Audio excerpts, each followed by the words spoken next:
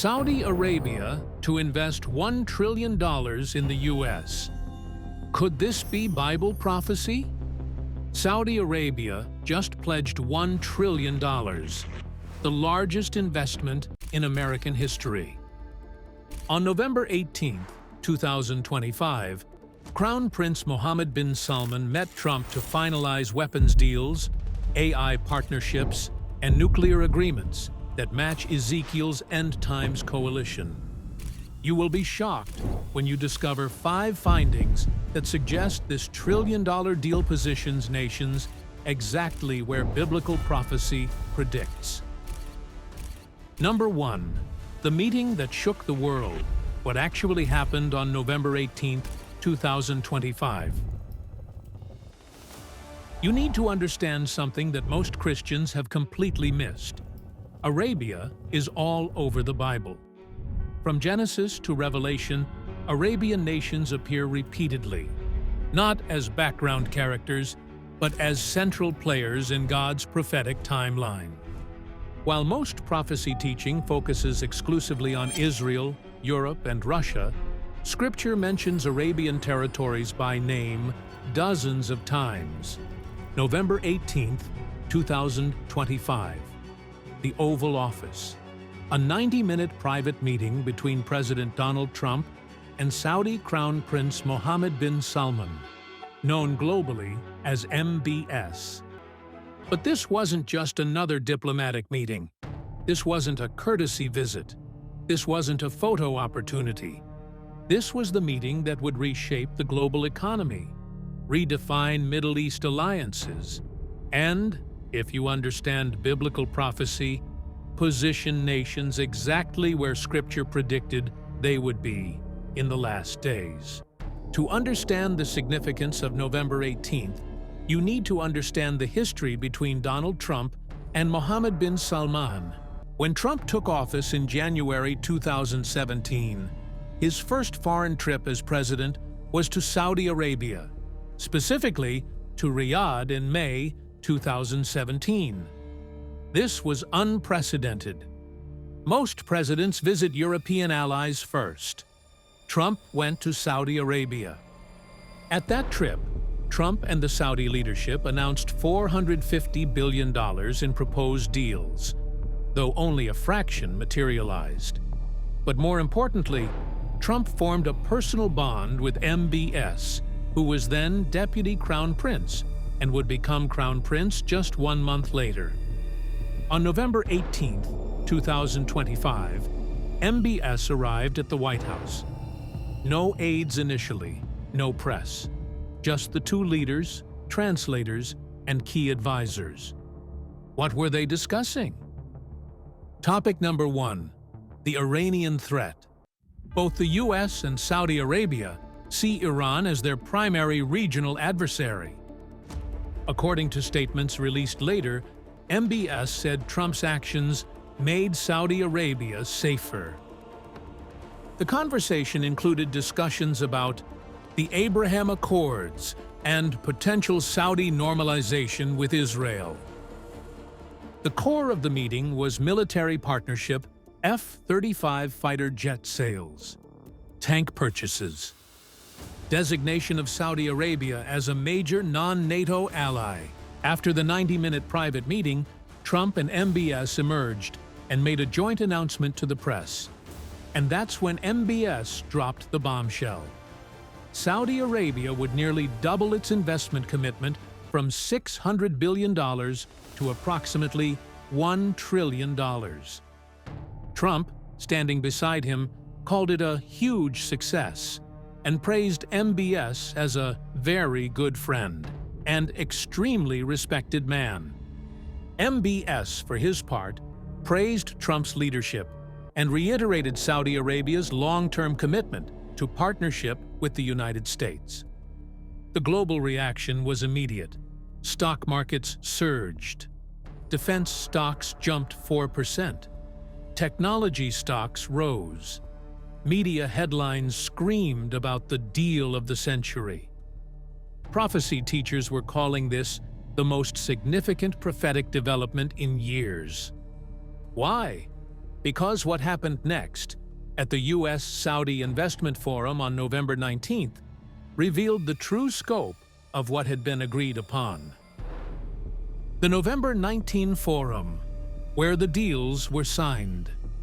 The day after the Oval Office meeting, a U.S.-Saudi Investment Forum was held in Washington, D.C. This wasn't just a press conference. This was a signing ceremony with over 100 CEOs in attendance. Major American executives were there. Elon Musk, CEO of Tesla, SpaceX, and XAI. Jensen Huang, CEO of NVIDIA. Tim Cook, CEO of Apple. Representatives from Google, Microsoft, BlackRock, and dozens of other corporations. And at that forum, $270 billion in immediate deals were signed on camera. That's the down payment, the first installment of the trillion-dollar commitment. Let me break down exactly what was agreed upon. Because when you see the details, you'll understand why this is far more than just money. This is the merging of two nations' futures, economically, militarily, and technologically. Defense deals, $50 to $100 billion over 5 years. The defense component of the trillion-dollar deal is the most visible and the most strategically significant. 48 F-35 Lightning II stealth fighter jets. This is the centerpiece. The F-35 is the most advanced fighter jet in human history. 5th-generation stealth technology, integrated sensors, network-centric warfare capabilities, unmatched air superiority. The U.S. has been extremely selective about who can purchase F-35s. Currently, only a handful of nations operate them. NATO allies, UK, Italy, Netherlands, Norway, Denmark, Belgium, Poland. Close partners, Israel, Japan, South Korea, Australia, Singapore. For years, Saudi Arabia requested F-35s, and for years, the U.S. said no. The concern was twofold. Concern number one, Israel's qualitative military edge, QME. U.S. law requires that Israel maintains military superiority over its neighbors. Selling advanced weapons to Arab nations, even friendly ones, risks undermining that edge. Israel has its own F-35s, called the F-35IP, Adir. They're customized with Israeli systems and are the most advanced variant. But Israel still opposed selling any version to Saudi Arabia. But on November 18, 2025, Trump greenlit the sale. Why? Several reasons. Reason number one, Iran's growing threat. What this means, selling 48 F-35s to Saudi Arabia signals a deep, long-term alliance. You don't give your most advanced weapons to temporary partners. You give them to nations you're binding yourself to for decades. This isn't just business. This is strategic commitment. The U.S. and Saudi Arabia are now militarily intertwined. 300 M1A2 Abrams main battle tanks. On top of the F-35s, Saudi Arabia is purchasing nearly 300 American-made Abrams tanks. These aren't basic tanks. The M1A2 Abrams is one of the most advanced main battle tanks in the world. 120mm smoothbore cannon. Composite armor. Withstands most anti-tank weapons. Advanced targeting systems. Thermal imaging for night operations. Network connectivity for coordinated warfare. Saudi Arabia already operates older Abrams variants. These 300 new tanks upgrade their ground forces significantly. Tanks are defensive weapons primarily. They defend territory, secure borders, and deter ground invasions. Saudi Arabia isn't planning to invade anyone with these tanks. They're deterring Iran and Iranian-backed militias. This aligns with Ezekiel 38:13's prediction that Saudi Arabia will protest but not fight when Israel is invaded. They're arming for defense, not offense. Major non-NATO ally designation. One of the most significant elements of the defense agreement is Saudi Arabia's new designation as a major non-NATO ally, MNNA. This is a formal status granted by the U.S. to a limited number of nations. Being in MNNA doesn't mean you're in NATO, but it does mean priority access to U.S. military equipment and technology, participation in defense research and development, streamlined arms, sales, and transfers, enhanced intelligence sharing, eligibility for training, loans, and cooperative programs, stockpiling of U.S. military equipment on your territory. Saudi Arabia joining this list signals permanent strategic partnership. This isn't temporary. This is long-term alliance. But prophecy watchers ask, is this the alignment Ezekiel predicted? Is this the economic framework for Daniel's covenant? Is this the stage setting for the tribulation? But to understand why, we need to identify Saudi Arabia in Scripture. We need to see what the Bible actually says about this nation. And we need to connect ancient prophecies to modern headlines. Let me show you the prophetic identity of Saudi Arabia. Discovery number 2. The prophetic identity of Saudi Arabia. For the trillion-dollar deal to have prophetic significance, we first need to prove that Saudi Arabia is actually mentioned in the Bible. Because if it's not, then this is just economics and politics with no spiritual relevance. But if Saudi Arabia is mentioned in Scripture, if God predicted its role in the end times, then what's happening right now is stage setting for the final countdown. So let me show you where Saudi Arabia appears in end times prophecy. And the answer is crystal clear. Ezekiel 38:13, the key verse. Turn to Ezekiel chapter 38, verse 13. This is part of the Gog-Magog prophecy, one of the most detailed end times prophecies in the entire Bible. Ezekiel 38:13. Sheba and Dedan and the merchants of Tarshish, with all the young lions thereof, shall say unto thee, Art thou come to take a spoil? Hast thou gathered thy company to take a prey, to carry away silver and gold, to take away cattle and goods, to take a great spoil? Let me break down this verse because every name is significant. Who are Sheba and Dedan? Sheba and Dedan are ancient kingdoms located in the Arabian Peninsula. Biblical scholars and historians have identified them based on geographic location. Both were in what is now Saudi Arabia. Trade routes. Ancient caravans passed through these regions carrying frankincense, myrrh, gold, and spices. Historical records. Extra-biblical sources confirm these were Arabian kingdoms. Sheba, located in southwestern Arabia, in what is now Yemen and southern Saudi Arabia. The famous Queen of Sheba, who visited King Solomon, 1 Kings 10, came from this region. Dedan, located in northwestern Arabia, near modern-day Al-Ula in Saudi Arabia, an important trading center along the ancient incense route.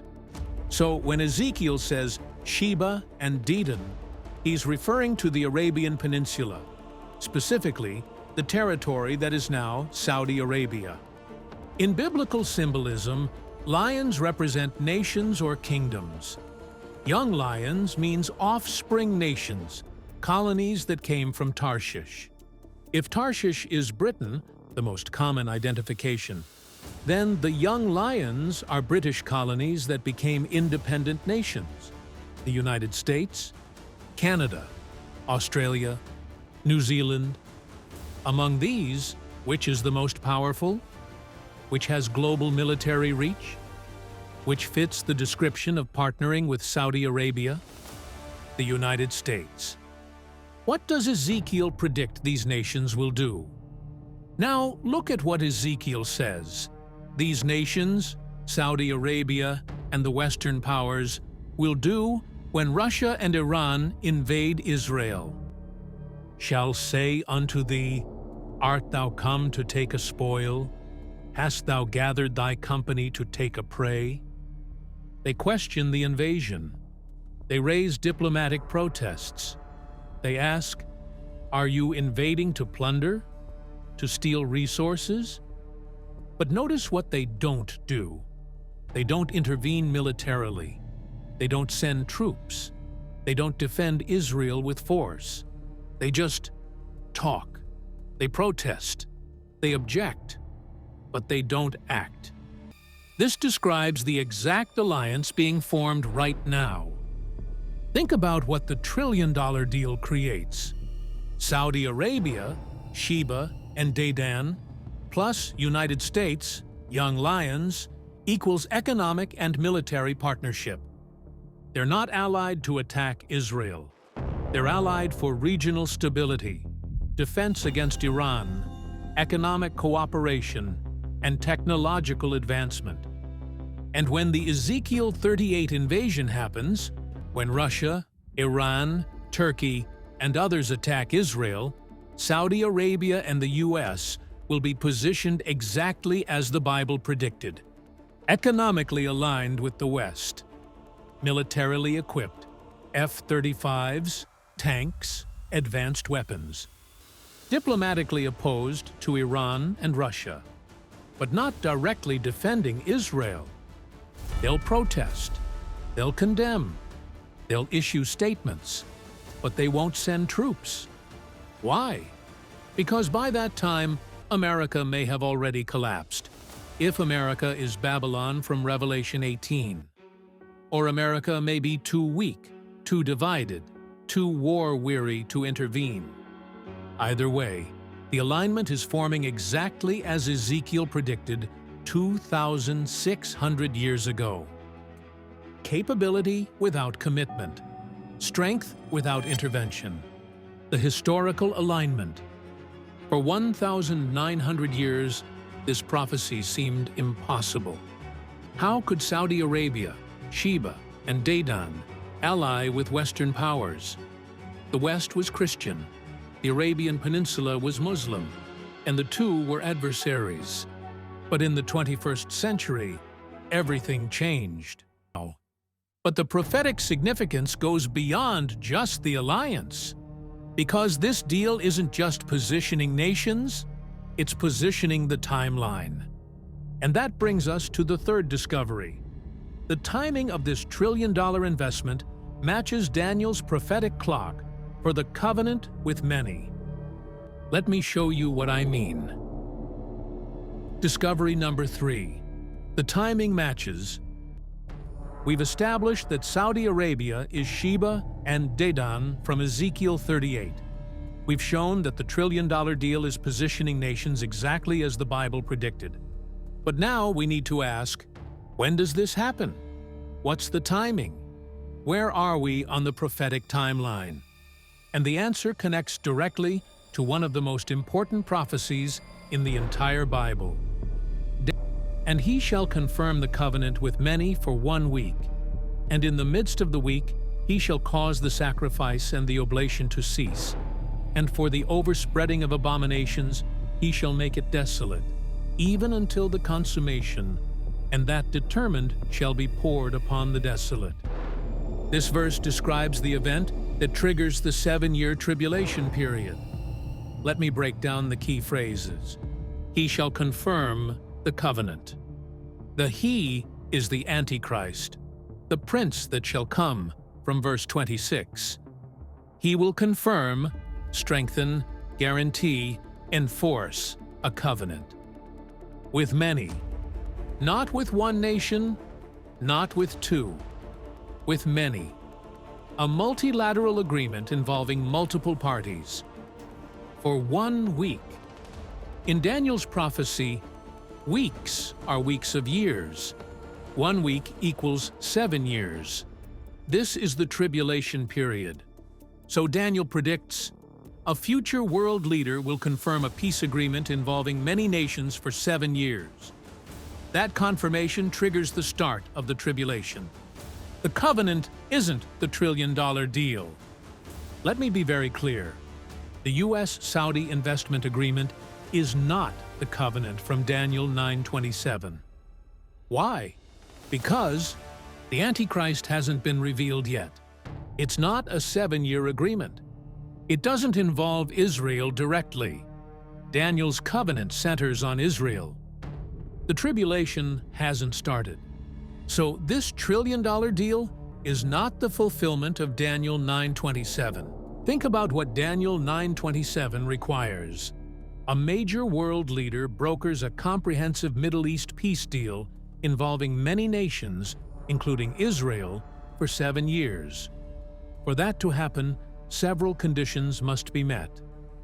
Nations that trade together, invest in each other, and depend on mutual prosperity are more likely to maintain peace agreements. The trillion-dollar deal creates exactly that. Deep economic integration between Saudi Arabia and the United States. Their economies are now intertwined. Their futures are linked. Military alliances must be established. Peace agreements require security guarantees. Israel won't sign a treaty unless they trust that it will be enforced. Arab nations won't normalize unless they feel protected from Iranian threats. The F-35 sale, the tanks, the defense agreements, all of this creates the military framework that could underpin a future peace covenant. The progression is clear. Here's the sequence. Abraham Accords, 2020. UAE, Bahrain, Morocco, Sudan normalize with Israel. Framework established. U.S.-Saudi investment deal, 2025. Saudi Arabia and U.S. merge economically, militarily, technologically. Economic foundation laid. Saudi-Israeli normalization, future. Saudi Arabia joins Abraham Accords, potentially bringing most of the Arab world with them. Comprehensive Middle East peace covenant, future. A leader guarantees the agreement for 7 years, possibly including provisions for rebuilding the Jewish temple. Daniel 9:27. Fulfilled. The tribulation begins. We're not at step 5 yet. We're not even at step 4. But we're watching steps 2 and 3 unfold in real time. The trillion-dollar deal isn't the covenant, but it's positioning the pieces so the covenant can be signed.